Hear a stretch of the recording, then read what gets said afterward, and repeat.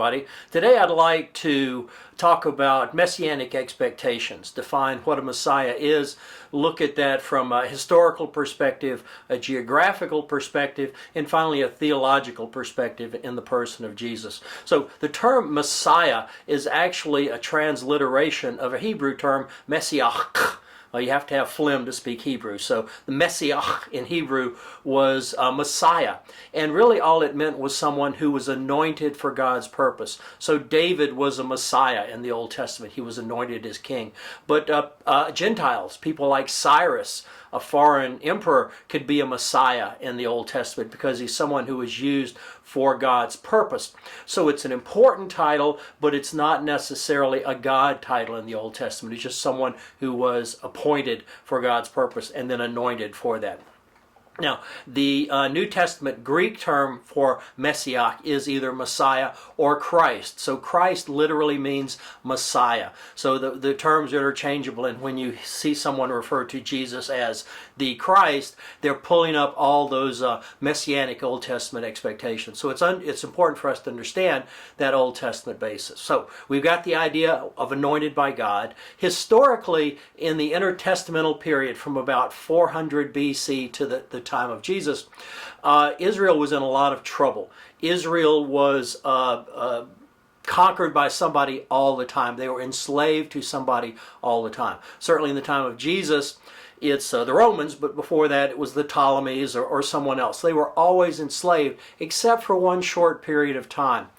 And this was called the Maccabean Revolt. And you might have remembered this from your New Testament introduction, but the Maccabee boys and their father revolted against the rulers and actually got independence for Israel. They had political independence, they had religious independence, they restored the temple, they cleansed the temple, they started worshiping there, and really sort of brought Israel back into the world on the mainstream. And that was about 170, 180 BC.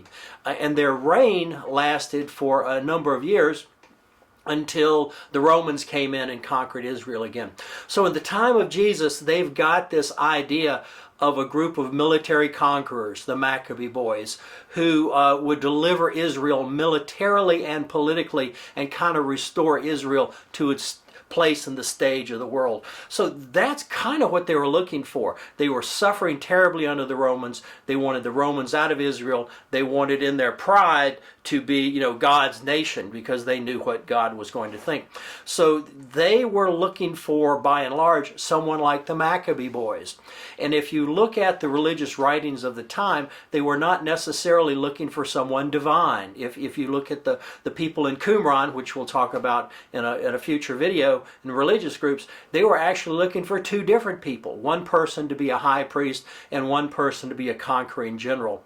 So that their expectations for Messiah are someone who's born of a human being, who is a human being, but is divinely appointed to accomplish God's purpose. So when you hear people talk about a Messiah in the first century, chances are the first thing they would think about would be, Maccabee boys kicked the Romans out. So there is this political warfare background of going on. Now, geographically, Israel, there are different areas of Israel, obviously, but northern Israel is the site of a lot of political unrest, and particularly the Sea of Galilee. So Rome it's kind of remote from Jerusalem, but Rome keeps its feelers out there because they know that if there's going to be political insurrection start, chances are it'll start around the Sea of Galilee. So if you notice Jesus moving around a lot, he's actually moving from the political territory of one Roman ruler to the political territory of another Roman ruler. So he may be doing that on purpose as he goes from one side of the Sea of Galilee to the other, or goes from Capernaum to Bethsaida or something like that. So it's just, and even more important, I'm sorry, sometimes I can think a little bit quicker than I can talk.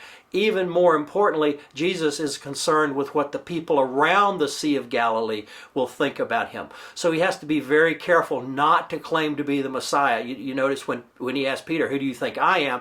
And Peter says, the Christ, in other words, Messiah. Jesus says, no, don't call me that, call me the Son of Man.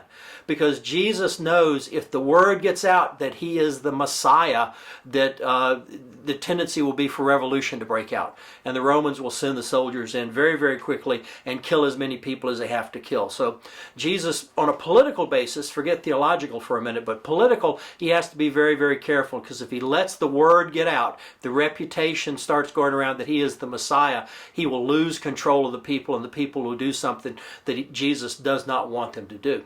Because Jesus comes to introduce the kingdom of God, which is a spiritual kingdom, not a physical kingdom like Caesar. So there is that expectation. The second place that Messiahs come from are out in the desert. And you see this in Acts, where some guys come in out of the desert and cause trouble in Jerusalem, and the the Roman leaders think that Paul is another one of these guys. So they come from Galilee, they come from the desert, and the typical response is they come in, they cause trouble, Rome kills them, kills all their followers, and that ends it. Now, of course, the difference with Jesus is he comes in, they kill him, and he comes back. So they kind of had a hard time dealing with that, particularly since he had predicted it before it happened. So now theologically, the Jews don't really understand the concept of a divine Messiah. It's there in Isaiah and other places in the Old Testament, but they just did not interpret it that way. They felt like they knew what the Bible said. They read Isaiah and they interpreted the suffering servant passages and the messianic passages in Isaiah as applying to the whole nation of Israel.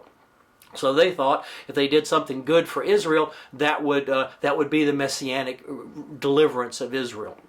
So they were looking for somebody human too, and they're tied up in political power, and they don't want the Messiah to come in and remove their good job with the Romans. So they've got historical perspectives, which wouldn't necessarily point to Jesus. They've got geographical perspectives, which would point to Jesus. He's coming out of Galilee, but he's not preaching a message of any kind of messiahship. And then they've got the theological point, and they just totally missed that because they thought they knew what God was going to do for them, which would be a human being, or they were so closely tied to the Romans that they didn't want anyone coming in and messing up their good job. So I hope that gives you a little bit of perspective when we hear the term Christ or Messiah in the New Testament, some of the background and why Jesus was so careful about how people use that title. So until next time, bye-bye.